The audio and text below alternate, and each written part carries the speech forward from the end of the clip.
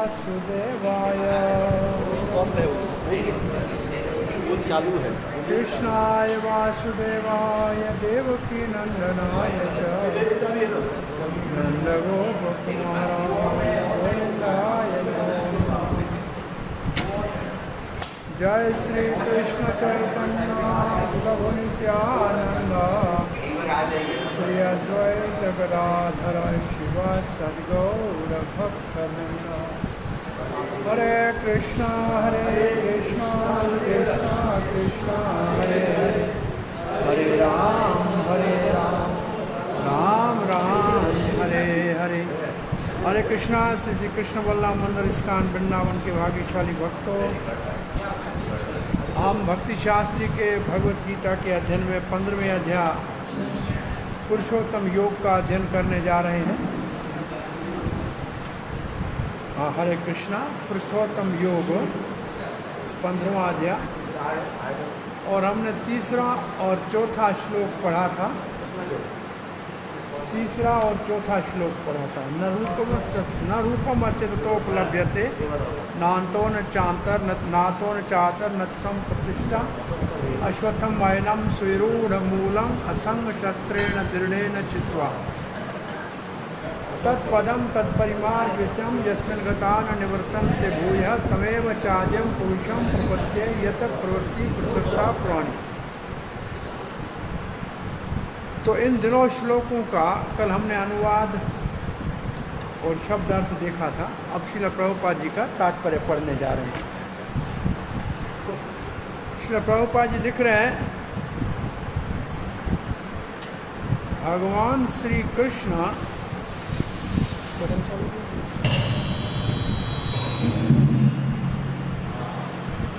श्रील प्रभुपाद जी का तात्पर्य, आइए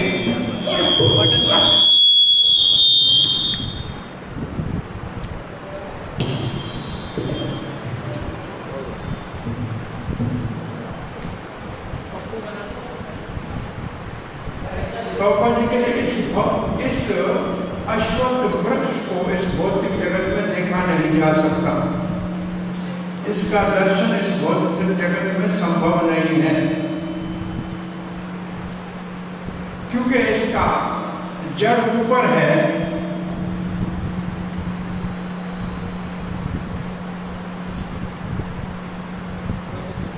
तो इसका अर्थ है कि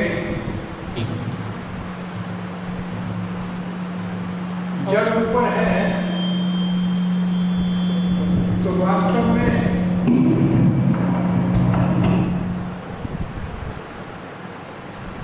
प्रभुपाद जी लिखते हैं, क्योंकि जड़ ऊपर है तो वास्तविक वृक्ष जो है उसके दूसरे तरफ है। इसका क्या अर्थ है?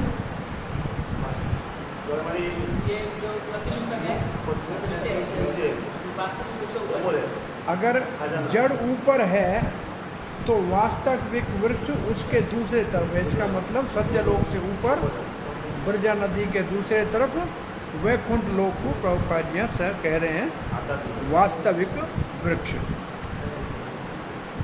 और फिर प्रभुपाद जी लिखते हैं, जब हम इस वृक्ष में बंधे हुए हैं, जब हम इसी वृक्ष में अटके हुए हैं, तो फिर हम इस वृक्ष कहाँ से शुरू होता है कहाँ अंत होता है ये नहीं जान सकते। कि हम इसी के अंदर फंसे हुए तो कैसे जानेंगे? नहीं जान सकते। परंतु फिर भी इसका कारण जानना चाहिए। प्रभुपाद जी कहते कैसे जानना चाहिए? बहुत सरल तरीका है। मेरा पिता, मेरे पिता का पिता, ऐसे हम आगे जाएंगे तो सबका पिता वहाँ ब्रह्मा तक पहुँचेंगे। भाई सृष्टि कहाँ से पैदा हुई? ब्रह्मा से हुई। प्रजापति हुए, उसका हम ये हमारा वंश ये है। तो मतलब हम तो मानो के विश्वामित्र वंश के हैं, कि वशिष्ठ वंश के हैं, कि ये हमारा गोत्र है। तो वो कहाँ से है? ब्रह्मा का पुत्र। तो ब्रह्मा किसके पुत्र है? गर्भोदक्षाय विष्णु के। तो गर्भोदक्षाय विष्णु कहाँ से आया? तो ऐसे अंत तो गत्वा हमको इस वृक्ष के आदि मूल को जानना चाहिए। अब प्रभुपाद जी कहते हैं, जब हम भगवान तक पहुंच जाएंगे तो हमारी खोज जो है वो पूर्ण होगी। हमारी खोज है, परिमार्गितम का मतलब है खोज करना। तो खोज हमारी पूर्ण कब होगी? जब हम भगवान तक पहुंचेंगे, जो आदि इस वृक्ष का आदि मूल है, जहां से ये वृक्ष निकलता है। अब श्री प्रभुपाद जी लिखते हैं, कैसे वहां पहुंचेंगे? एक शब्द लिखा है, सबको पता है कैसे पहुंचेंगे वहां तक। कैसे पहुंचेंगे भगवान तक? क्या लिखा है देखो, भक्तों के संग से। कैसे भक्तों के संग से? जो भगवत तत्व के ज्ञान को जानते हैं। तो इसका मतलब जो हमारी खोज है, इसका अर्थ ये हुआ, जो हमारी खोज है कि इस जगत का जड़ कहाँ है, तो इसके लिए हमको भक्तों का संग करना चाहिए जो ये ज्ञान जानते हैं, और तब हम भगवान तक पहुंच जाएंगे।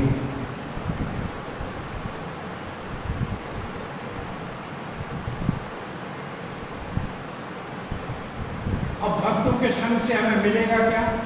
ज्ञान। ज्ञान मिलेगी, भक्ति मिलेगी। तो इस भौतिक झूठे प्रतिबिंब जगत से अपने आप वैराग हो जाएगा। वैराग हो जाएगा, और इसी को लिखा है असंग शस्त्रेण दृढ़ेन चित्वा। तो असंग के शस्त्र से प्रभुपाद कहते हैं, असंग बहुत महत्वपूर्ण शब्द है। तो संग का क्या अर्थ है? इंद्रिय तृप्ति में आसक्ति। संग का मतलब है इंद्रिय तृप्ति में आसक्ति। और असंग इसलिए महत्वपूर्ण है कि जो इंद्रिय तृप्ति में आसक्ति के साथ एक दूसरा शब्द प्रभुपाद जी लिखा है, वो दोनों नहीं है तो असंग है, और दोनों है तो संग है। क्या है? एक इंद्रिय तृप्ति की, और दूसरा भौतिक प्रकृति का प्रभुता या स्वामी बनने का विचार। ये है आसक्ति। दुनिया में आसक्ति क्या है? इंद्रिय तृप्ति की वस्तुएं सब चाहिए, और ये सब मेरी है। ये है संग। और असंग का मतलब ये दोनों नहीं चाहिए। इसका अर्थ भौतिक प्रकृति के हम स्वामी नहीं है, भगवान स्वामी है। हमारी इंद्रियों को तृप्त करने की जगह पे हमें कृष्ण की इंद्रियों को तृप्त करना चाहिए। हमें भोग को त्याग के सेवा को सीखना चाहिए। ये इसका अर्थ है।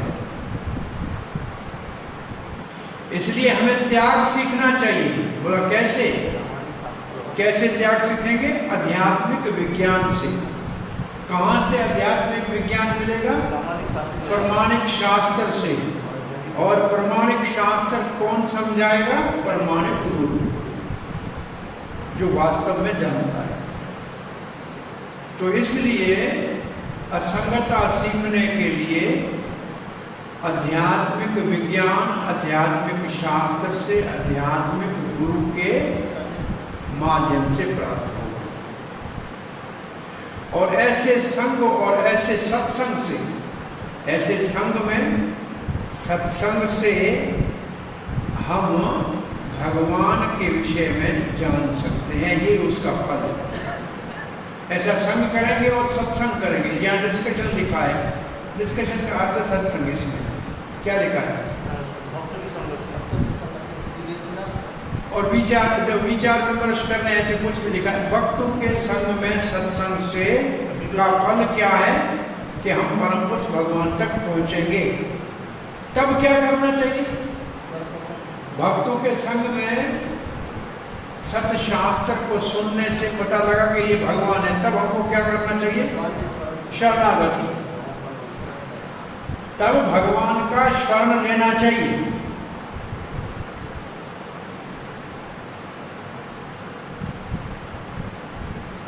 तब क्या होगा, हम उस जगह पहुंच जाएंगे जो इस पृथ्वी जगत से परे है और जहां जाने के बाद वापस नहीं आएंगे। अब प्रभुपाद जी साफ लिख रहे हैं स्पष्ट रूप से कि इस जगत की जड़ है वास्तव में श्री कृष्ण, और सभी उनसे निकलता है। और कहाँ लिखा है,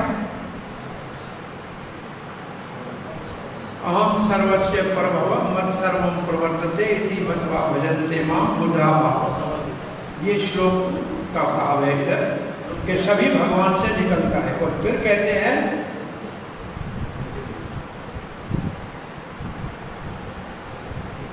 भगवान का सहायता प्राप्त करने के लिए हमें भगवान की शरणागति करनी पड़ेगी और भक्ति करनी पड़ेगी। कैसे? बोला श्रवण कीर्तन आदि के द्वारा।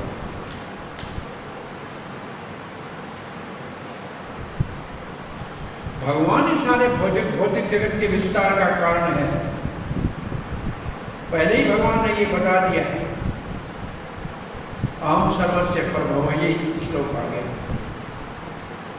तो हमें यहाँ इस अश्वत्थ वृक्ष के स्वीरूढ़ मूल, जिसका मूल बहुत मजबूत है, उससे अगर निकलना है तो भगवान का शरण लेना पड़ेगा।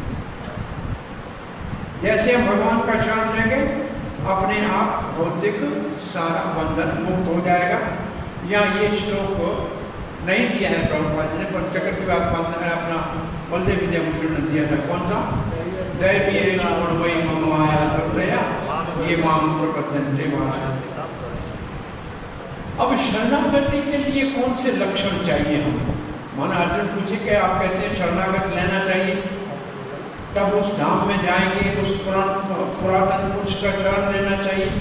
तो शरणागति के लक्षण क्या है? तो श्लोक नंबर 5 में है शरणागति के लक्षण। निर्माण मोहाजित संग दोषा अध्यात्म नित्या विनिवृत्त काम द्वैर्व मुक्ता सुख दुख संगे गच्छन्ति अमूढ़ा पदमव्ययम्। पहला लक्षण है निर्माण, मान शून्यता। ये वही है अमानिता, अमानितो, मान की इच्छा नहीं करना। मान का मतलब सम्मान में नहीं फंसना, अहंकार नहीं करना। अमानितुम ज्ञान का एक मुख्य लक्षण है। और यही तीसरा मुख्य लक्षण समझना चाहिए कि चैतन्य महाप्रभु भी अमानी न तुम कहते। तो अमानीन पहला निर्माण। निर का मतलब नहीं, मान का मतलब अभिमान नहीं करना, इसका मतलब निमन। और मोह, निर्माण और मोह, जो मोह में फंस जाता है, निर्माण मोह एक शब्द है कि अहंकार के मोह से मुक्त होना। फिर है जित संग दोषा, दोष के जो संग से जो दोष होता है उसको जीतना। कौन से संग से दोष होता है? घर गृहस्थी पुत्र परिवार धन, ये है संग। मित्र बंधु बांधव, ये है संग। इसमें आसक्ति है दोष, उसके ऊपर जीत, उसको जीतना। जित संग दोषा, तो संग क्या, संग का दोष क्या है? परिजनों में आसक्ति, धन में आसक्ति, घर गृहस्थी में आसक्ति, ये है संग का दोष। इसको है जीतना। मुख्य क्या है काम? ये सब कैसे संभव है? अध्यात्म नित्य। कभी हम अपने विचार से कहते हैं कि ये जो बीच में शब्द है अध्यात्म नित्य, ये एक करने से दूसरे सब करना आसान हो जाएगा। अध्यात्म नित्य का मतलब नित्य अपने को आत्मा मान के भगवान को, परमात्मा हमारे हृदय में बैठा हुआ सखा मानकर और उसकी सेवा में लगना, ये है अध्यात्म नित्य। प्रतिदिन भगवान का स्मरण करना, ये है अध्यात्म नित्य। अध्यात्म नित्य का मतलब भक्ति में अगर लगे रहेंगे तो बाकी गुण अपने आप आ जाएंगे। फिर अलग गुणों को प्राप्त करने के लिए प्रयास करने की आवश्यकता नहीं है। अध्यात्म नित्य सबसे मुख्य है। आत्मचिंतन, परमात्म चिंतन, भगवत चिंतन, ये है अध्यात्म नित्य। और फिर है विनिवृत्त कामा। काम का मतलब इच्छाएं है और विनिवृत्त का मतलब विशेष रूप से सारी ही भौतिक कामनाओं से अपने आप को मुक्त कर दे। विनिवृत्त कामा, विशेष निवृत्त हो जाए सब भौतिक के भोग की कामनाओं से।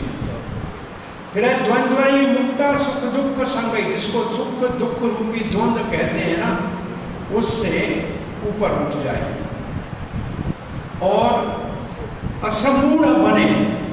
असमूढ़ का मतलब मूर्ख न बने। तो मूर्ख के विपरीत क्या शब्द है? ज्ञानी बने। मूर्ख और ज्ञानी उल्टा उसका ही है। तो फिर वो उस परम अविनाशी पद को प्राप्त करेगा। तो इसमें कितने गुण लिखे हैं शरणागति के? 4, 5, 6 बोला भक्ति जब करेंगे तो कौन से गुण आएंगे जिससे हम परम पद को प्राप्त करेंगे? ये श्लोक कह रही है कि ये गुण आएंगे तो परम पद मिलेगा। अध्यात्म नित्य इसमें बहुत महत्वपूर्ण है। नेम बना लो, निरंतर क्या करेंगे? चिंतन करेंगे, सुमरण करेंगे, कीर्तन करेंगे, जप करेंगे। ये निरंतर नेम से करेंगे। ये अध्यात्म नित्य है। किस प्रकार के लोग इस लक्ष्य को प्राप्त करते हैं? परम पद को कौन कौन से लोग इस लक्ष्य को प्राप्त करते हैं? तो कहते हैं जिनमें ये लक्षण है। निर्माण का अर्थ है अहंकार को छोड़ो। बोलो वो कहां से आती है? अहंकार आता कहां से हमारा? दूसरे लोग सम्मान करते हैं। दूसरे लोग, बंदे विद्याभूषण कहते हैं अहंकार आता है जब बहुत सम्मान से लोग हमारा व्यवस्था करते हैं तो हमको अपमान आता है। रोज रोज आपको जाते जाते प्रणाम कोई करे, एक दिन नहीं करेंगे तो आपको लगेगा आज क्यों नहीं करेंगे, आगे अपमान के नहीं है।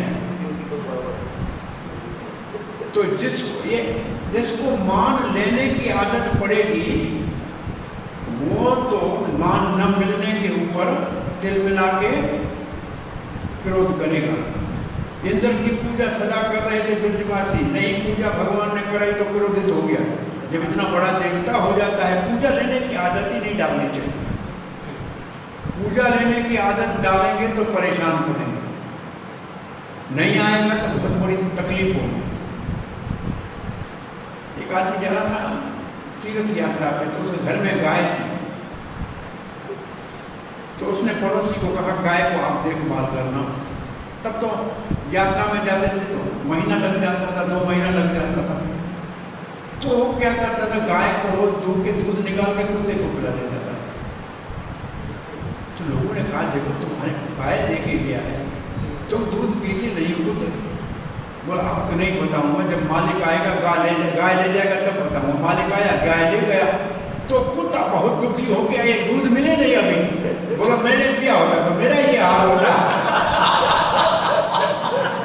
भाई पराई चीज है तो पकड़ के बैठा है तो उसको तुम भोगोगे तो दुखी हो जाओगे।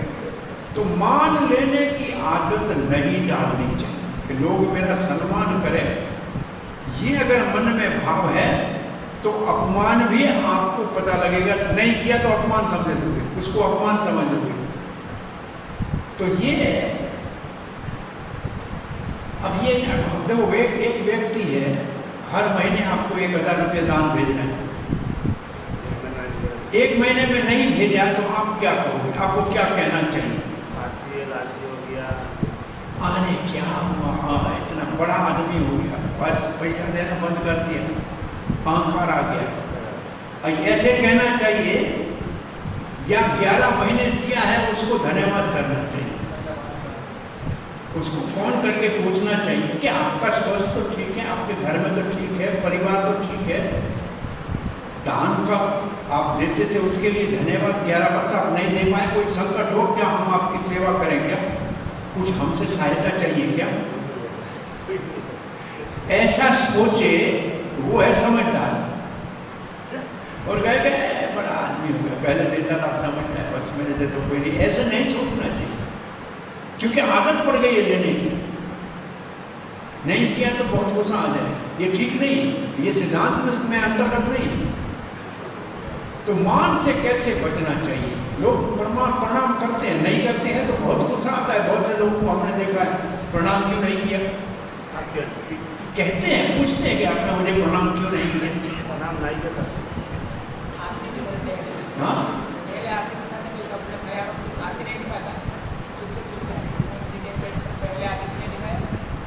नया वक्त मालूम नहीं किसको दिखाना है, पहले वो आगे सबको दिखा दिया, जिसको पहले रोज दिखा तो उसको दिखा ही नहीं। मेरे को पहले क्यों नहीं दिखाया? ये इसलिए मान की आदत नहीं डालनी, नहीं चाहिए कोई भी आदत। एक आदत रोटी की है, उसकी वजह से कितने परेशान हैं, तो और जो आदत बढ़ाएंगे उतने परेशान होंगे। कम से कम के काम चले तो अच्छा है इस दुनिया में, भगवान चला जो अच्छा है। और दूसरा शब्द है मोह से मुक्त हो जाए। मोह से मुक्त हो जाए का मतलब जो सत्य नहीं है उसमें आसक्त न हो, जो चीज सत्य नहीं है उसमें आसक्त न हो। अब सत्य में आसक्त नहीं होना, असत्य में आसक्त नहीं होना, ये है मोह। और के जिद संग दोष क्या है? बोला आसक्ति, सीधा लिखा है, पत्नी में आसक्ति और संबंधियों में आसक्ति से मुक्त हो।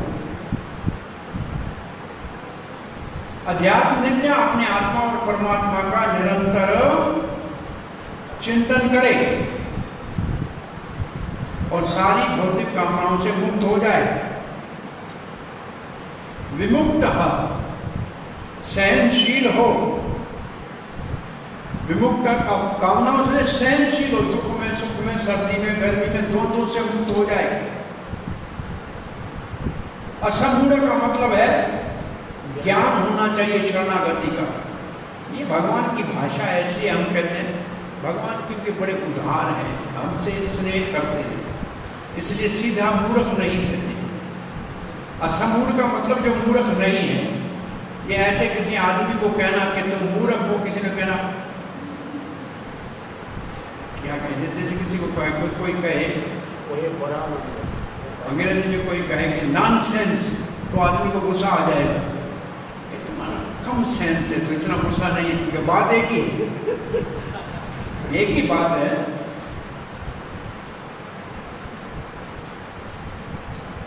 तुम बहुत क्रोधी हो तो गुस्सा आ जाएगा, क्रोध कम करना चाहिए, इसका मतलब ज्यादा ही कर रहे हो, बात एक ही है। तो भगवान कहते हैं ऐसे मूर्ख न बने, इसका मतलब शरणागति के ज्ञान से भगवान को प्राप्त करने के लिए भक्ति करें। प्रभुपाद जी लिखते हैं शरणागति का साधन सुंदर रूप से समझाया गया है। देखो पहली लाइन है, शरणागति का साधन सुंदर रूप से यहां समझाया गया है। पहला गुण है अहंकार से विमोहित नहीं होना चाहिए। अब प्रभुपाद लिखते हैं बद्ध जीव अहंकारी है, भौतिक जगत का अपने आप को मालिक मानता है, उसके लिए शरण लेना बहुत मुश्किल है। शरण क्यों नहीं लेता है? अपने आप को मालिक मानता है, मैं क्यों शरण लूं, क्या जरूरत है मेरे को शरण लेने की? तो ये जो बात है प्रभुपाद जी, ये है निर्माण मोह की परिभाषा। निर्माण मोह नहीं बनेंगे तो शरणागति नहीं स्वीकार करेंगे। अपने आप को मालिक मानेंगे तो दूसरे को मालिक क्यों मानेंगे?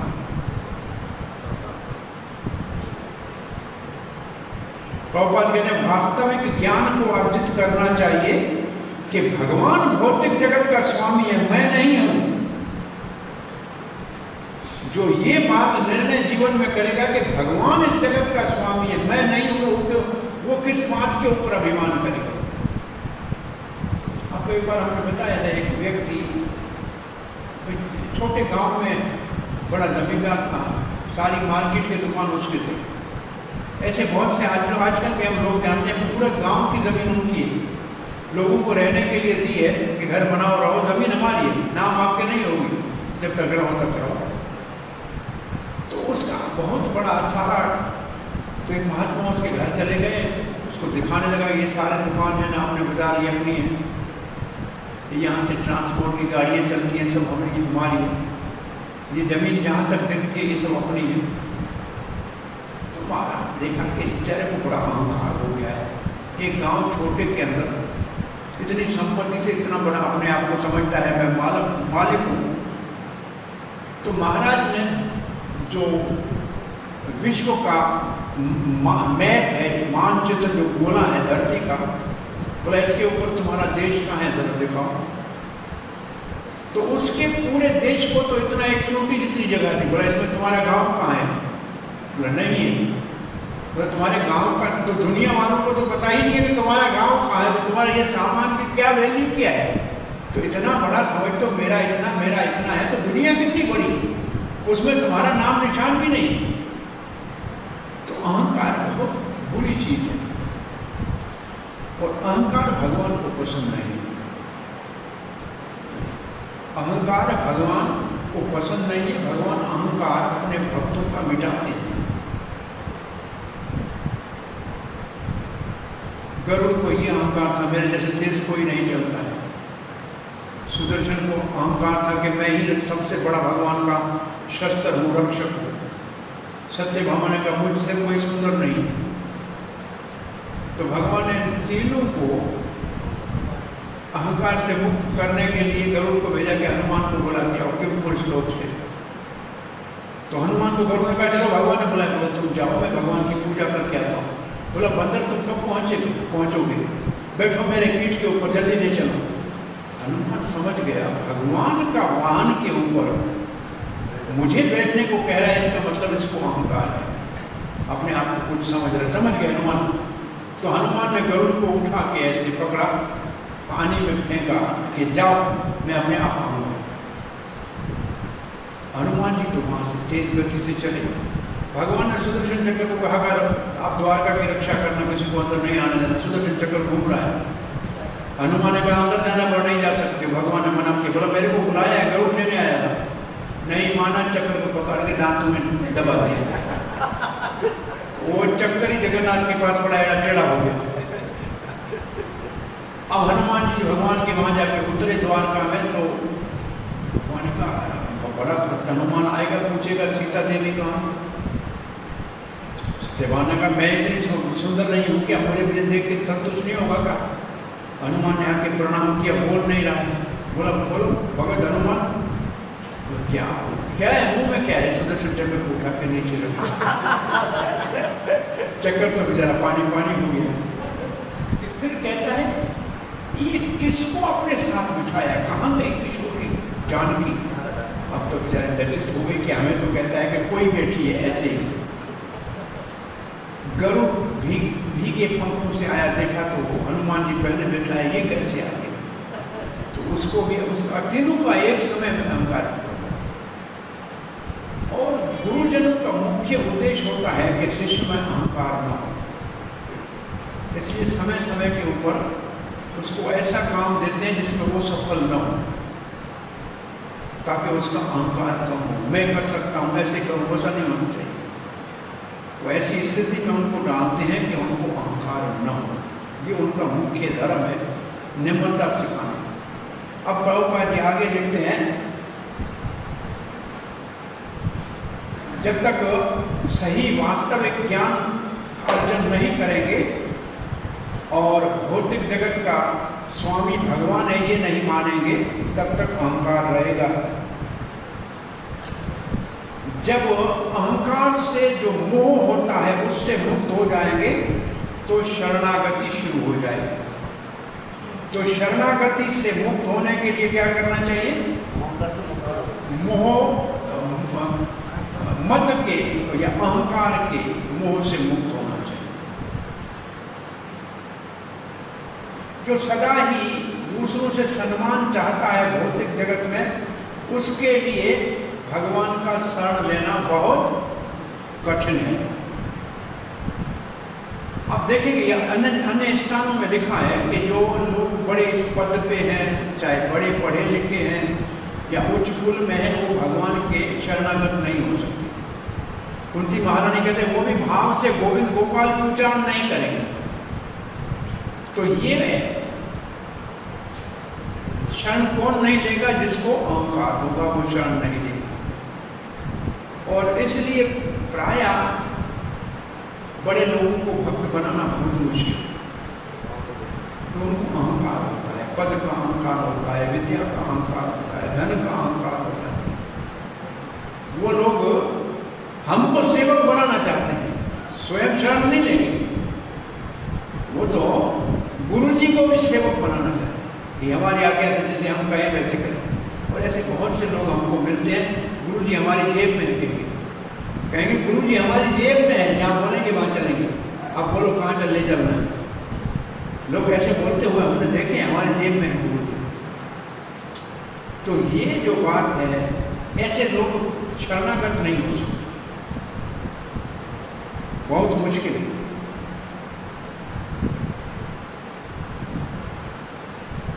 और प्रभुपाद के थोड़े समय के लिए इस दुनिया में आए हो, एक दिन सब कुछ छोड़ के चला जाना पड़ेगा। फिर तुम इस दुनिया का मालिक बन के अपने आप को अहंकारी क्यों बना रहे हो? कितना समय यहाँ रहोगे? इसका स्वामी अपने आप को बनाने के लिए क्यों आपने मूर्खता कर दी? नहीं करनी चाहिए। और इसी के कारण बहुत बड़ी समस्याएं अपने लिए और संकट उत्पन्न करता है। और सारा संसार इसी विचार के कारण समस्या में घिरा हुआ है। लोग कहते हैं ये सारी धरती मानव के लिए है। धरती किसकी है? लोग सब कहते हैं धरती मानव के लिए। धरती किसकी है? भगवान की है ना। ये विष्णु पत्नी है भूदेवी, और सबने कहा कि ये दुनिया हमारी है, इसके टुकड़े टुकड़े करिए, ये तेरा राज, ये मेरा राज, ये तेरा प्लाट, ये मेरा प्लाट। ये देखो लिखा है प्रभुपाद।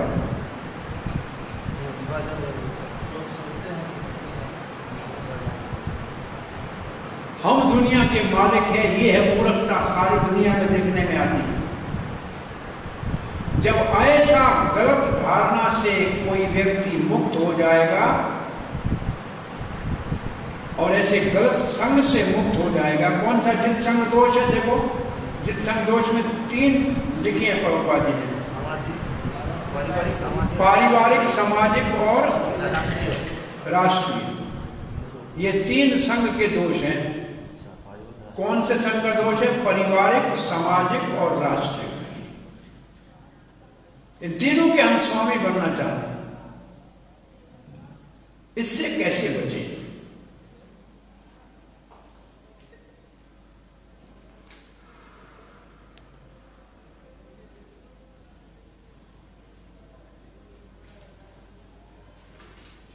ये जो गलत बंधन है संसार में, वही हमको भौतिक जगत में बांध के रखते हैं। हमको इसके लिए आध्यात्मिक ज्ञान को अर्जित करना चाहिए। और वास्तविक ज्ञान वो है कि सत्य क्या है, असत्य क्या है, वो दिखाए। भाई ये घर, दुकान, मकान, ये शरीर, ये सब असत्य है, एक दिन छोड़ना पड़ेगा। और जो सत्य है भगवान, उसके साथ अपना संबंध स्थापित करें।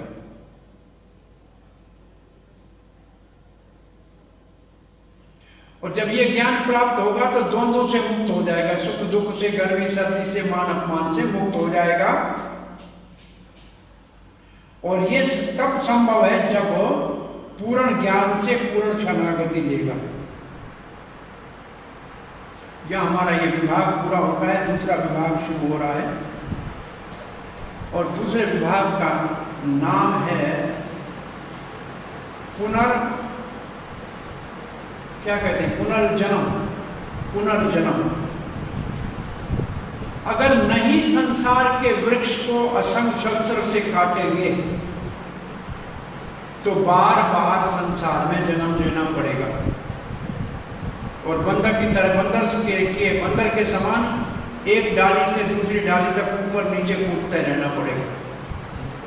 कभी ऊपर जाएंगे स्वर्ग में ऊपर की डाली में, कभी नीचे की डाली में, ऐसे घूमते रहेंगे संसार वृक्ष में। तो ये पुनर्जन्म का जो दूसरा विभाग है 6 से 11 तक,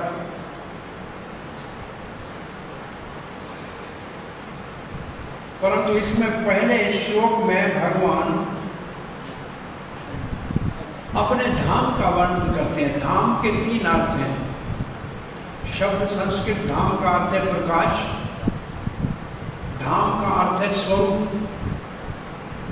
और धाम का अर्थ है धाम, मतलब भगवान का निज धाम। 3 अर्थ हैं।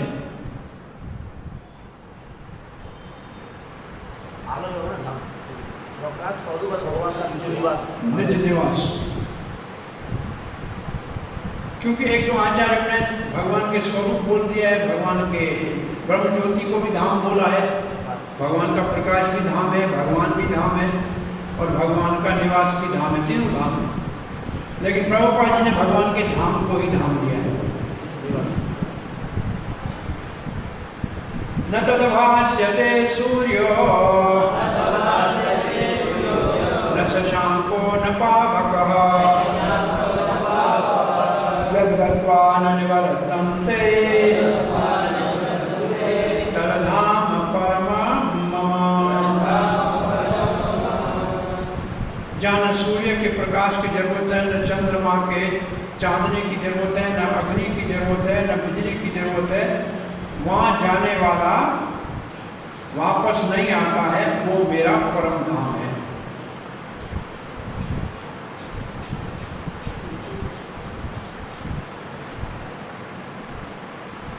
तो अब ये प्रश्न उठता है, पहला प्रश्न क्या उठा कि वहां जाने वाले में कौन से गुण चाहिए, जो शरण लेगा उसके गुण क्या है।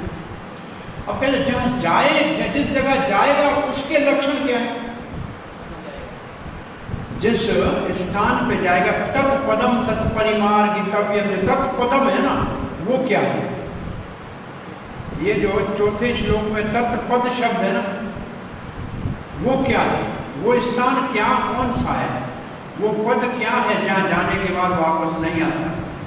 उसका उत्तर है ये कि वो ऐसी जगह है जहां सूर्य चांद ये नहीं है, क्योंकि वो अपने आप स्वयं प्रकाशित है, वो स्वयं प्रकाशित है, आत्मनिर्भर है, दुख रहित है। वहां सूर्य ही नहीं है तो गर्मी नहीं है, सर्दी नहीं है, कुछ भी नहीं है। जहाँ सूर्य नहीं है तो गर्मी सर्दी कहाँ से आएगी भाई, गर्मी सर्दी तो सूर्य कैसे आती है, बोले वहां कोई दुख नहीं। तद्धाम परमं मम, तो धाम का एक अर्थ है प्रकाश, वो आध्यात्मिक है, भौतिक इंद्रियों से परे है, और जो मुझसे संबंधित है उन सबको प्रकाशित करता है। मां हरिवंश पुराण में लिखा है, ततपरम परमं ब्रह्म सर्वं विभज्यते जगत, और फिर ममैव तदघनं तेजो ज्ञातुमर्हसि भारत। वो जो परम ब्रह्म प्रकाशमय है, जिससे सारा जगत प्रकाशित है, आप जानो कि वो घनीभूत मेरा प्रकाश है भारत। और कठोपनिषद में भी ये है, न तत्र सूर्यो भाति न चंद्र तारकं नैवे विद्यतो भाति कुतो अयम अग्नि तमेव भान्तुम अनुभाति सर्वं तस्य भाषा सर्वविदं भाति। लिखा है ना, ये यहाँ लिखा है, इसका अर्थ है कि वहाँ ये कुछ नहीं है, वो अपने आप प्रकाशित है। अब भगवान उस पद का वर्णन कर रहे हैं जिसको जाने के बाद वापस नहीं आना पड़ता।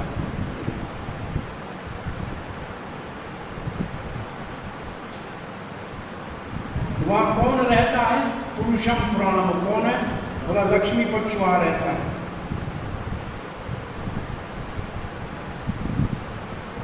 और शरणागति से प्राप्त होता है। प्रभुपाद जी क्या कहते हैं, कृष्ण जहां रहते हैं वो कृष्ण गोलोक और वृंदावन का यहाँ वर्णन हुआ है। आध्यात्मिक जगत में प्रकाश की कोई जरूरत नहीं है, क्योंकि वह स्वयं प्रकाशित है। एक ही ऐसा जगत में एक ऐसा लोक है जो स्वयं प्रकाशित है इस जगत में। कौन सा? सूर्य। सूर्य स्वयं प्रकाशित है, बाकी सबको प्रकाश की जरूरत है। परंतु वैकुंठ में सभी अपने आप प्रकाशित है, और जो प्रकाश है वैकुंठ का उसको क्या कहते हैं? ब्रह्म ज्योति। ब्रह्म ज्योति आध्यात्मिक जगत का प्रकाश है। वास्तव में वो ब्रह्म ज्योति कृष्ण लोक से प्रकट होती है। भगवान के श्री अंग से निकलने वाली कांति है, और वही सर्वत्र फैली हुई है। उस प्रकाश के ऊपर कोई एक छोटा सा बादल आ जाता है ना, वो महत्त्व का बादल आता है, उतना ही टुकड़ा भौतिक जगत कहलाता है जो अंधकारमय है। एक अन्य स्थान पे प्रभुपाद ने लिखा है, ये आकाश बिलू क्यों नजर आता है? समुद्र में उसका ये तो विज्ञान की बात है। यहाँ कहाँ समुद्र है? यहाँ भी बिलू दिख रहा है। बोला श्री कृष्ण के बिलू शरीर से, तो बिलू है ना कृष्ण, उससे जो किरणें निकलते हैं उसकी परछाई से, इसके पीछे वो किरणें हैं, इसलिए बिलू दिख रहा है आकाश। एक जगह प्रभुपाद ने लिखा एक कारण समुद्र इसको स्मरण करते हैं, उनका ही छाया बोलते हैं। सारा ब्रह्मांड में, सारा ब्रह्मांड में समुद्र का नीला छाया है कि समुद्रपति भगवान का नीला रंग है। वैसे पानी समुद्र का नीला नहीं होता, नीला क्यों दिखता है? भगवान का नाम से आकाश उसकी वजह से दिखता है। वो उठा के देखो तो सफेद है, तो नीला आया कहाँ से? ये भगवान नीला है जी, ये समझ में नहीं आता है। ये गहराई में प्रभुपाद जी कभी कहते हैं वो नीला भगवान है, श्याम, उसी के कारण ये सब कुछ श्याम है। अब 3/4 जो आध्यात्मिक जगत है वो तो स्वयं प्रकाशित है। 1/4 भौतिक जगत वो अंधकारमय है, वहां सूर्य चांद की जरूरत है। जब तक कोई भौतिक जगत में है तब तक बद्धजीवा है, और जैसे आध्यात्मिक जगत में जाएगा तो इस प्रतिबिंब रूपे अश्वत्थ वृक्ष के बंधन से मुक्त हो जाएगा, और वहां जाएगा तो फिर कभी भौतिक जगत में नहीं आएगा। इस बद्ध अवस्था में सभी लोग अपने आप को भौतिक जगत का स्वामी मानते हैं, परंतु मुक्त अवस्था में भगवत धाम जाएंगे तो सबको भगवान का पार्षदत्व प्राप्त होगा, और वहां सच्चिदानंद जीवन है। और प्रभुपाद जी कहते इस समाचार को सुन के वहां जाने के लिए इच्छा होनी चाहिए। इतना सारा समाचार मिल रहा है, तो यहां से समाचार मिलता है अमेरिका में ज्यादा पैसा मिलते हैं, जीवन का स्तर अच्छा है, भाई वहां तो लोग सब अमेरिका जाना चाहते हैं कि भाई वहां। तो जब इतना सारे समाचार मिल रहा है कि भगवान के धाम में कुछ जरूरत नहीं है, इसका मतलब आपको बिजली का बिल आएगा नहीं, कभी पानी का बिल आएगा नहीं, कभी बूढ़े कभी होंगे नहीं, तो वहां क्यों नहीं लोग जाना चाहते? प्रभुपाद क्या लिखा है? इस शुभ समाचार का लोगों को लाभ लेना चाहिए, लिखा है ना। उसको मुक्त हो जाना चाहिए।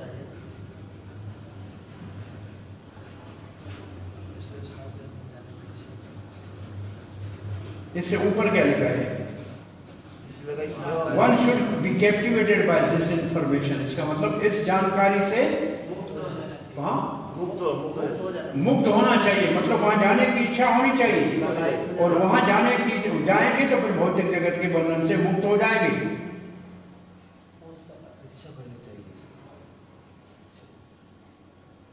जो आसक्त अधिक है इस भौतिक जगत में, आसक्ति को छोड़ना बहुत मुश्किल है, परंतु कोई कृष्ण भावना को स्वीकार कर लेगा तो धीरे धीरे अनासक्त हो जाएगा। अच्छा, धीरे धीरे अनासक्त कैसे हो जाएगा कृष्ण भावना में? आएगा तो भक्तों के संग समस्त कृष्ण की सेवा में नियुक्त हो जाएगा तो ये आपको भौतिक भोग की समय नहीं रहेगा। कृष्ण भावना में लगने से धीरे धीरे शुद्धि हो जाएगी, भौतिक जगत से अनासक्त हो जाएगा। भगवान आपसे कैसे, क्यों? इंद्रिय शुद्धि हो जाएगा। ऊंचा रस जब प्राप्त होगा तो जो नीचा वाला रस है वो चला जाएगा। ऊपर का रस मिलेगा तो नीचा रस छोड़ देगा, क्योंकि कृष्ण में आसक्ति हो जाएगी तो जगत से अपने आप अनासक्त हो जाएगा। कृष्ण भावना में कृष्ण में आसक्ति होगी, जो कृष्ण में आसक्ति हो गई तो जगत से अनासक्ति के लिए अलग प्रयास नहीं करना पड़ेगा। कृष्ण में आसक्त होना है और कृष्ण का नाम ही सर्व आकर्षक है, और हम आकर्षित नहीं हो पा रहे हैं क्योंकि बद्ध अवस्था में है। शुद्ध अवस्था में आते जाए और कृष्ण भावना के कार्य से हम शुद्ध होते जाएंगे तो अपने आप कृष्ण में आकर्षित होते जाने। जितनी मात्रा में कृष्ण में आकर्षित होंगे उतनी मात्रा में अनासक्त हो जाएंगे जगत से। बहुत सरल बात है। एक उदाहरण हम बहुत पुराने जमाने में दिया करते थे, आपको याद है? कृष्ण आकर्षित है और हम भगवान कृष्ण के अंश हैं, हमको कृष्ण की ओर आकर्षित होना चाहिए, क्यों नहीं हो रहे मत जी? एक उदाहरण दिया करते थे। चुंबक लोहे का बना है, चुंबक लोहे का है और लोहे की छोटी कील उसको चमकनी चाहिए ना अपने आप। भाई कोई भी आप चुंबक लेके ऐसे लगाओ, जितनी कील है उसमें चमक जाए कि नहीं? तो ये स्वाभाविक है, चुंबक के निकट आते ही चमक जाए। परंतु एक कील ऐसी है जिसके ऊपर जंग लगा है, बरसात में मिट्टी लग गई है, वो चुंबक के ऊपर रखोगे तो भी नहीं चुपकेगी। ऐसे है कि नहीं? अब क्या करना चाहिए? चुंबक में कमजोरी है क्या? नहीं, कील के ऊपर कचरा है तो उसके ऊपर वो एक रेगमाल ले आओ, क्या कहते हैं उसको, सैंड पेपर, घिसने का। लेकिन पेपर अपने आप नहीं घिसेगी, घिसने वाला चाहिए। घिसने वाला उसके ऊपर से जंग उतारेगा तो कुछ नहीं करना पड़ेगा, वो अपने आप जाके चुंबक को चपकेगा कि नहीं चपकेगा? तो ये कृष्ण भावना को शुभारंभ करना है गुरु के माध्यम से, मैल उतारना शुरू करना। और रेगमाल हमारा ये महामंत्र जपते हैं ना, ये चेतो दर्पण मार्जन करता है, और जैसे उतर जाएगा अपने आप कृष्ण में आकर्षित हो जाएंगे, फिर कोई पकड़ के ले जाने की जरूरत नहीं। तो ये धुलाई होना बहुत जरूरी। और धुलाई आपने देखा है, जो चुंबक में एक लगा दो फिर उसके साथ 10, 20, 25 लंबी लंबी लाइन हो जाएगी। ये हो गई परंपरा। एक को पकड़ो दूसरे को पकड़ो, अपने आप तुम्हारे को उससे जोड़ देगा, ये परंपरा हो गई। तो ये जो नहीं क्यों जाते, कृष्ण भावना में भावित होने से, प्रभुपाद जी क्या लिखते हैं, कृष्ण भावना में भावित होने से कृष्ण में आसक्त होंगे तो जगत से अपने आप अनासक्त हो जाएंगे। ये नहीं लिखा है कृष्ण में आसक्त होंगे, ये लिखा है कि जगत से अनासक्त होंगे। कारण क्या? कृष्ण में आसक्त हो जाएंगे।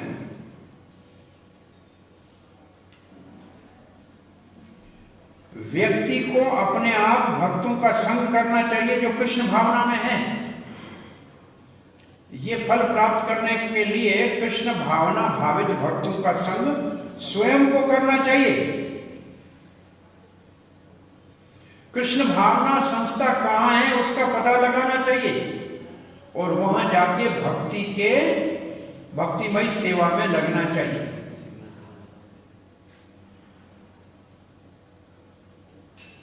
ऐसे वो भौतिक जगत से अपने बंधन को काट सकता है।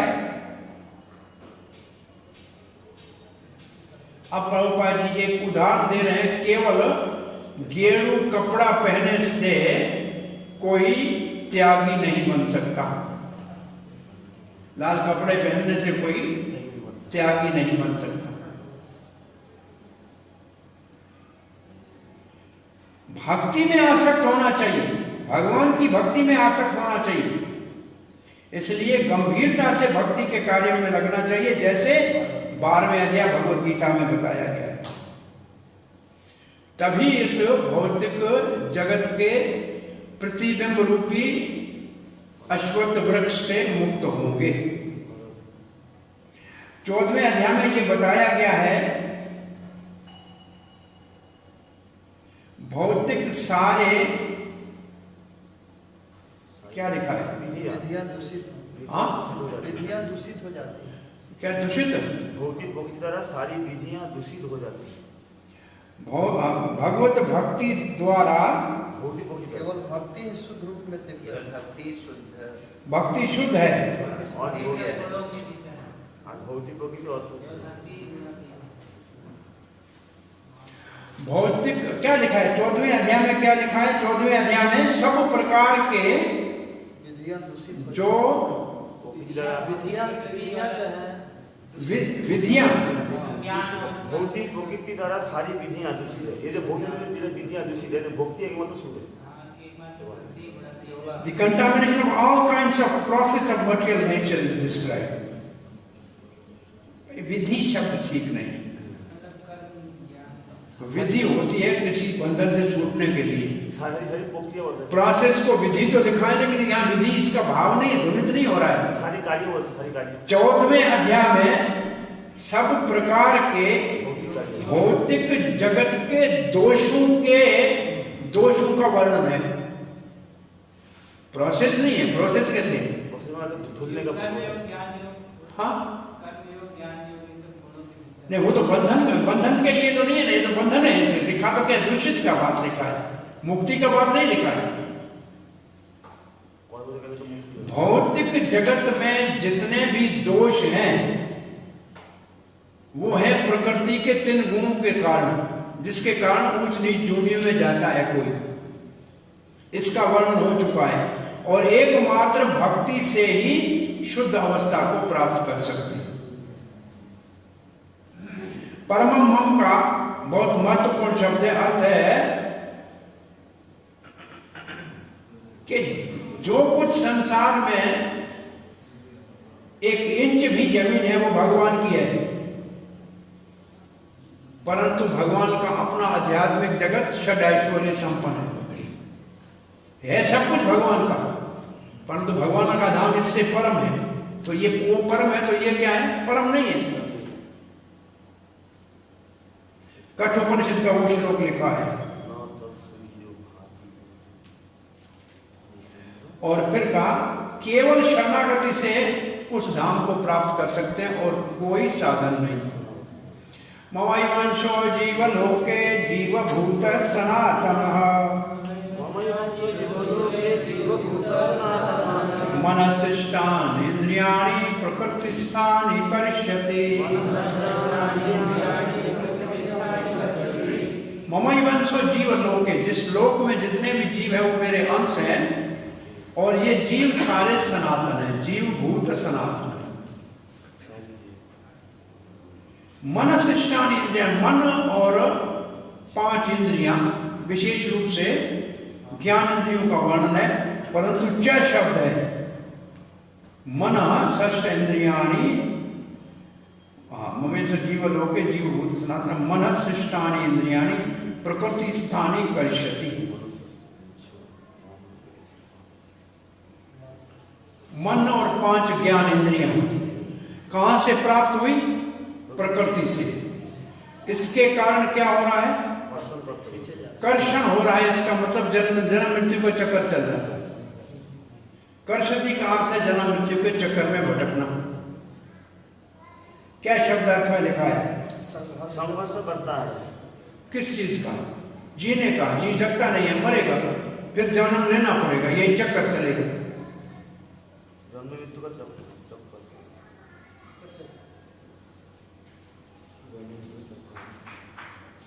कौन सा जीव जो शरणागति करके उस परम पद को प्राप्त करेगा? जीव कौन है? जीव क्या है? तब कहते ब्रह्म भूया ये कल्पते जो लिखा था उसमें, वो कौन सा जीव है जो उस स्थिति को प्राप्त करता है? तो यह जीव के लिए प्रश्न पूछा गया है। ये पहले पूछा गया है प्रश्न, हमने ये अध्याय शुरू किया तब प्रश्न पूछा गया था, वो कौन सा जीव है जो परम ब्रह्म को प्राप्त करता है, परम पद को कौन प्राप्त करता है? 12 पुराण में लिखा है भगवान के 2 प्रकार के अंश हैं, एक स्वांश है और एक विभिन्न अंश है। स्वांश है विष्णु और विभिन्न अंश को जीव कहते हैं, वह शब्द लिखा है ये विभिन्न अंश तो जीव स्यात्, जो विभिन्न अंश है उनको जीव कहते हैं, स्वांश को भगवान के विष्णु तत्व कहते हैं। तो 2 प्रकार के अंश हैं। जीव है सनातन, परंतु बद्ध अवस्था में अपनी इंद्रियों के द्वारा और मन के द्वारा जो प्रकृति से प्राप्त हुए हैं सदा ही मोह में रहता है। कैसे बंधा होता है? बोला जैसे किसी व्यक्ति के पांव में बेड़ियां बंधी हुई हो, जंजीरें हो, उसके साथ चले, ऐसे इनके साथ चलता है बंधा हो, ये जंजीरों का काम करते हैं। बोला वो जंजीरें कौन सी हैं? जंजीर मन और 5 इंद्रियों की जंजीरें कौन सी है? विश्वनाथ चक्रवर्ती का कहते हैं अहंकार से स्वीकार करता है ये मेरा है, ये है जंजीर, ये घर मेरा है कि ये कमरा मेरा है, ये चीज मेरी है, ये है जंजीर, ये जंजीर है। जंजीर कौन सी है? अहंकार किसमें? ये मेरा है, ये मेरापन का अहंकार ही जंजीर है जो बंधन में निकल के बैठी है। जीव मेरा अंश है, मेरा ही अंश है। शंकर ब्रह्मा जी और किसी देवता का अंश नहीं है, मेरा केवल एकमात्र अंश है। एव का अर्थ ये है। और जीव सनातन है, इसका अर्थ है किसी समय पैदा नहीं हुआ है, ये नित्य है। वो शंकराचार्य का भाव है, इसको बलदेव विद्याभूषण ने लिखा है, क्योंकि उस समय प्रचलित है कि दो एक सिद्धांत हैं मायावादियों के। एक है प्रतिबिंब सिद्धांत कि ब्रह्म ऊपर है, जगत में उसका केवल प्रतिबिंब है। और दूसरा है आच्छादित ब्रह्म, ब्रह्म के ऊपर भौतिक शरीर आ गया है तो बंध गया है, शरीर टूट जाएगा तो ब्रह्म में मिल जाएगा। जैसे बर्तन के अंदर खाली जगह है, बर्तन टूट गया तो सब आपस में मिल गया। तो वो जीव को दो प्रकार से ज्ञानी जीव का वर्णन करते हैं। एक आच्छाद्यवाद, ब्रह्म आच्छादित, दूसरी प्रतिबिंबवाद। परंतु ये श्लोक उन दोनों का खंडन करता है कि सनातन है तो बर्तन टूट से एक कैसे होगा, है ही सनातन। और दूसरे अध्याय का 14वां श्लोक है मेरे मोबाइल सोचने नहीं होगा। 14वां श्लोक कौन सा है? 14, मेरे ख्याल में 14वां है। कौन सा है? नहीं तो नहीं, फिर तो इससे पहले देहिनो अस्मिन् यथा देहि 11 है, 13 देहिनो अस्मिन् यथा देहि भी इस बात का प्रमाण है कि हर देही में एक आत्मा है तो सनातन है। तो ये जो दो सिद्धांत है मायावादियों के, ये श्लोक उसका खंडन करता है। अब थोड़ा सृष्टि का यहाँ क्रम लिखा है, आप 2 मिनट इसको जानना चाहें थोड़ा सा। ये इंद्रियां क्या है जिससे बंधा हुआ है? भाई इंद्रियां, मनशिष्टान इंद्रियां तो कहाँ से आए? बोला प्रकृति से आए। बोला कैसे आए? बोला प्रकृति से पहले अहंकार निकला, और अहंकार सतोगुण में हुआ तो मन, अहंकार रजोगुण का हो गया तो इंद्रियां, ऐसे इनकी उत्पत्ति हुई। ये सृष्टि का क्रम है। प्रकृति से पहले अहंकार उत्पन्न होता है, और अहंकार सात्विक होता है तो मन, और राजसिक होता है तो इंद्रियां, और तामसिक होता है तो फिर और कुछ चीजें क्या है,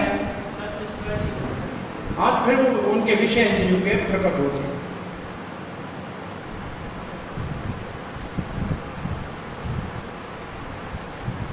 और जब हम शरण लेते हैं तो ये भौतिक इंद्रियां हमारी यही रह जाती हैं और हम अपने आध्यात्मिक स्वरूप में भगवत धाम जाएंगे। तब हमारा आध्यात्मिक शरीर, आध्यात्मिक इंद्रियां होंगी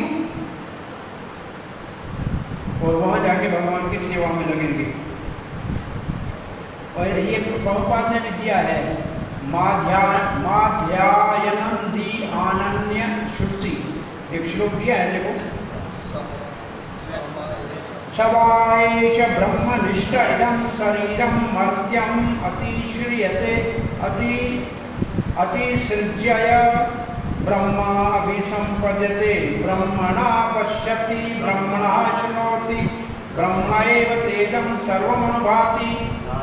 भौतिक जगत से मुक्त होकर आध्यात्मिक शरीर जब प्राप्त होगा तो भगवान को देखेंगे, मिलेंगे, बात करेंगे, प्रभुपाद जी की लिखेंगे, आमने सामने मिलेंगे,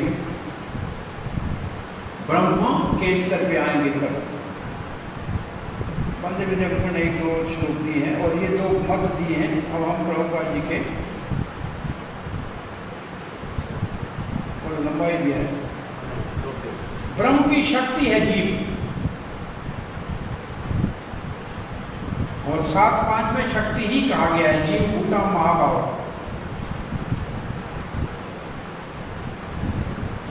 कब तक कर शक्ति कब तक रहेगी? कर शक्ति का मतलब खींचातानी कब तक रहेगी? संघर्ष कब तक रहेगा? हमारी अपनी परिभाषा है। पहले श्लोक, पहली लाइन क्या है श्लोक की? ममाय अंश जीव लोक के, जब जीव आत्मा मेरे अंश है। दूसरी लाइन में क्या है? जो जीव है ना, वो सनातन है, उसको भूत लग गया है। भूत लग गया का मतलब भौतिक शरीर प्राप्त हुआ है। जब किसी को भूत लगता है ना संसार में, तो वो अपने आप को भूल जाता है और जो भूत है ना उसकी भाषा बोलता है। तो हम आत्मा है, कृष्ण के दास हैं, हमको ये शरीर का भूत लगा है।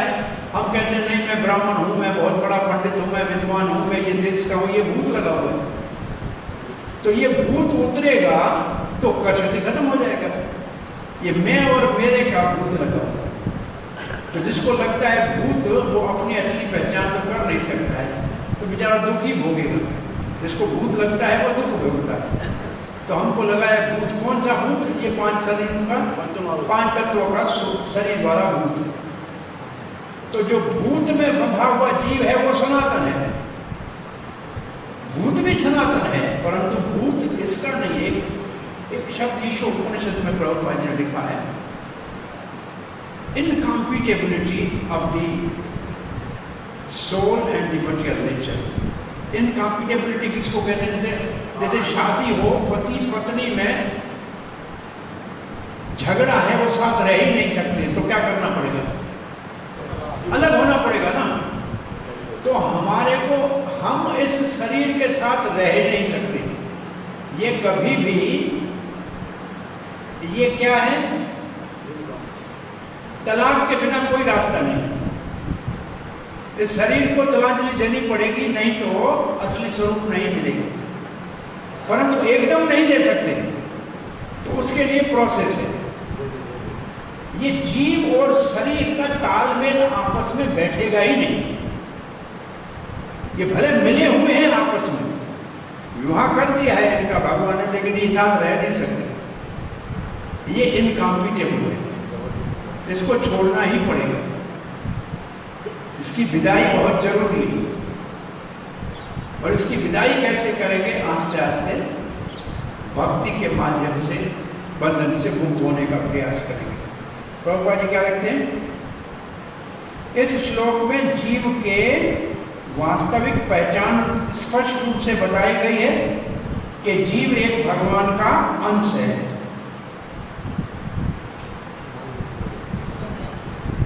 चाहे बद्ध हो चाहे मुक्त हो, परंतु रहेगा अंशी, क्योंकि सनातन है।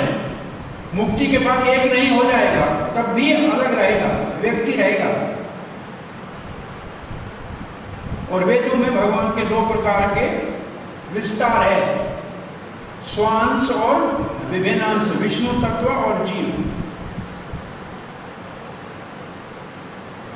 जीव भगवान से अलग उनके अंश है, जो उनके विच्छेद उनसे होते हैं। और जो स्वांश है वो राम नरसिंह आदि है, वो वैकुंठ में रहते हैं। जीव है जो भगवान के नित्य सेवक है। जैसे भगवान के स्वांश व्यक्ति हैं, ऐसे जीव भी व्यक्ति हैं, उनका अपना एक व्यक्तित्व है।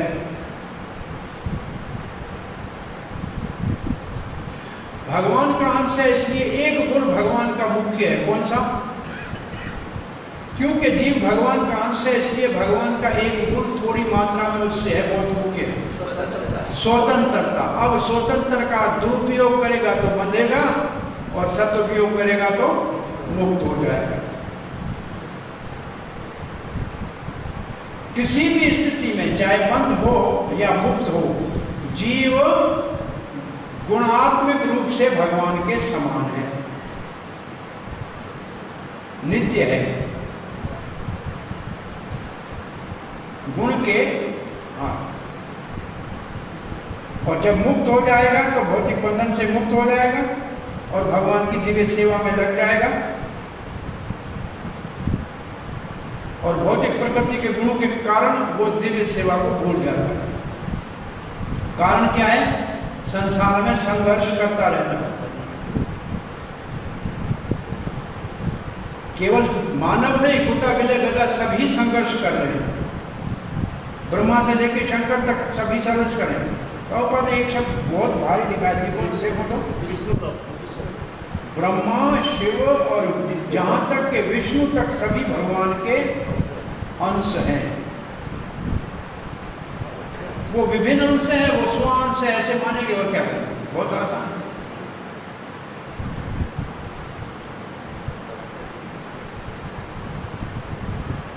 ये नित्य है, ये अस्थायी नहीं है। करशति शब्द बहुत महत्वपूर्ण है। उसका अर्थ है संघर्ष कर रहे हैं, बहुत ज्यादा प्रयास कर रहे हैं। लोहे की जंजीरों से बंधा हुआ है। किसने बांधा है? अहंकार ने बांधा है। और मन उसमें मुख्य प्रमुख है। उसी के कारण भौतिक ये जन्म मृत्यु का चक्कर चल रहा है। सात्विक मन होगा तो सात्विक कर्म करेगा, राजसिक मन होगा तो राजसिक कर्म करेगा, तामसिक मन कर्म होगा तो नीचे की दुनिया में ले जाएगा।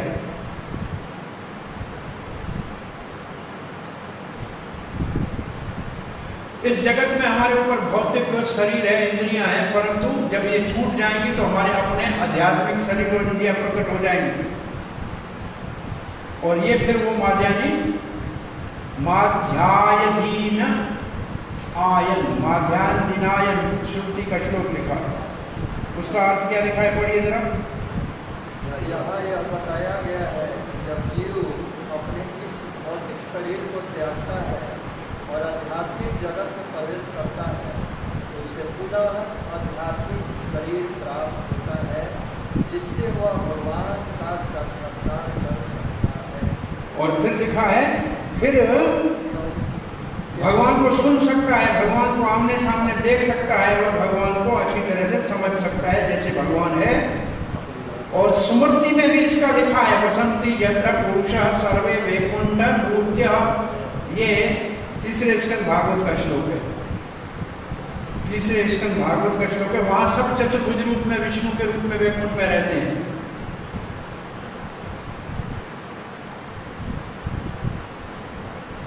अब क्या लिखा है प्रभुपाद ने? एक शब्द को जहाँ तक शारीरिक बनावट का प्रश्न है, अंश जीवों तथा विष्णु भक्ति के विस्तार अंश में कोई अंतर नहीं। इसका मतलब जीव आत्मा और कहा जाए कि नारायण में और जीव में एक गुण के मात्रा में कोई अंतर नहीं, दोनों सच्चिदानंद है।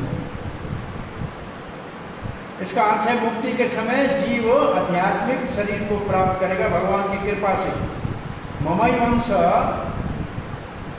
बहुत महत्वपूर्ण शब्द है। इसका अर्थ ये नहीं कोई टुकड़ा है भगवान से अलग हो गया है। दूसरे अध्याय में स्पष्ट किया गया है कि जीव को काटा नहीं जा सकता है। ये भौतिक नहीं है, ये तोड़ के जोड़ा नहीं जा सकता।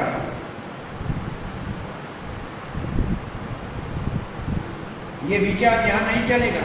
संस्कृत में सनातन शब्द का अर्थ है वो नित्य है, और दूसरे अध्याय में ही कहा है देहिनो अस्मिन् यथा देहि।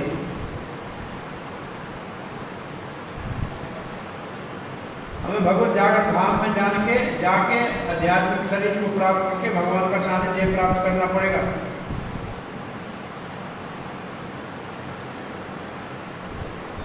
और फिर प्रभुपाद जी उपमा दे रहे हैं क्या? सोना और सोने का टुकड़ा एक ही बात है। ऐसे हम और भगवान में कोई अंतर नहीं है। यहाँ कथा पूरी होती है, कल 8वें श्लोक से आगे पढ़ेंगे। शरीरम निर्वापनोति चापोत्करामतीश्वरा ग्रहीत्वानि संयाति वायुर्गन्धानि वास। तो ये एक शरीर से दूसरे शरीर में जीव कैसे जाता है। तो आज हमने क्या पढ़ा? हरे कृष्ण।